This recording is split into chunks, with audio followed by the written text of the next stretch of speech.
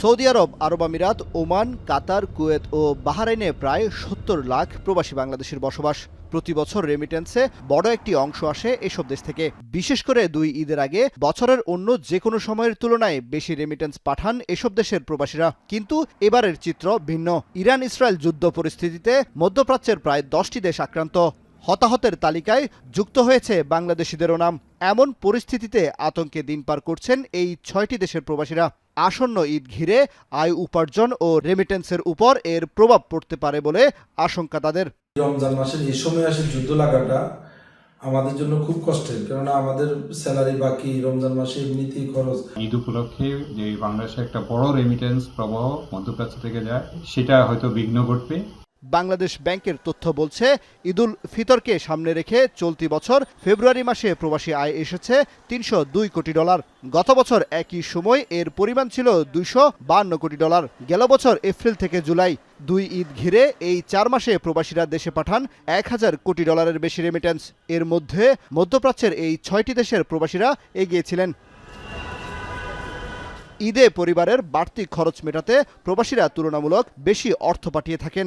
এতে রেমিটেন্স প্রবাহ বৃদ্ধি পায়। কিন্তু এবার ঈদের আগে মধ্যপ্রাচ্যের সবকিছু থমকে আছে। যুদ্ধের কারণে অনেক প্রবাসীর বেতন পাওয়া নিয়ে শঙ্কা দেখা দিয়েছে।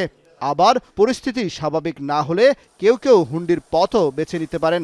রেমিটেন্স পাঠানোর ক্ষেত্রে এমনকি তারা নিয়মিত যে বেতন পান সেগুলো হয়তো কিছুটা অনিয়মিত হতে পারে। কাজে সেটার জন্য তাদের একটু পূর্ব প্রস্তুতি বা ভাবনা চিন্তা করতে হবে, অর্থাৎ একটা কন্টিনজেন্সি প্ল্যান, যে ঠিক আছে আমি টাকা পাঠাতে চাইলে কিভাবে পাঠাতে পারি। আজকের দিনে যে ক্ষতিটা হয়েছে, এই ক্ষতিটা অনেক বড় ক্ষতি, এবং এই ক্ষতিকে পোষানোর জন্য আমাদের অনেক বড় একটি কর্মপরিকল্পনা লাগবে।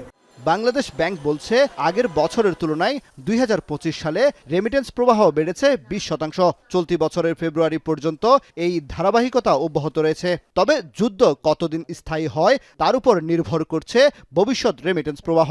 আক্রান্ত দেশগুলোতে থাকা প্রবাসীরা চাকরি হারালে ক্ষতিগ্রস্ত হবে বাংলাদেশ।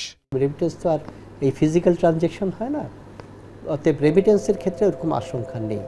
কিন্তু যদি এই যুদ্ধ দীর্ঘস্থায়ী হয়, ইরান ছাড়াও অন্যান্য দেশগুলো ক্ষতিগ্রস্ত হয়, যদি তাদের ব্যবসা বাণিজ্য ক্ষতিগ্রস্ত হয়, তবে ওই সকল প্রতিষ্ঠানে বাংলাদেশি যারা কাজ করে তাদের চাকরি হারানোর একটা আশঙ্কা রয়েছে। মধ্যপ্রাচ্যের এই সংঘাত দীর্ঘ হলে শুধু রেমিটেন্সে ধাক্কা লাগবে তা নয়, বরং নতুন পুরাতন নিয়োগ, চাকরি পুনর্নবায়ন সহ নানা জটিলতায় পড়বেন প্রবাসীরা। কামরুল হাসান, জনি, এখন, ঢাকা। শিয়া বাটার ও ভিটামিন ই সমৃদ্ধ লিলি বিউটি সোপ, তারুণ্যময় উজ্জ্বল ত্বকের জন্য।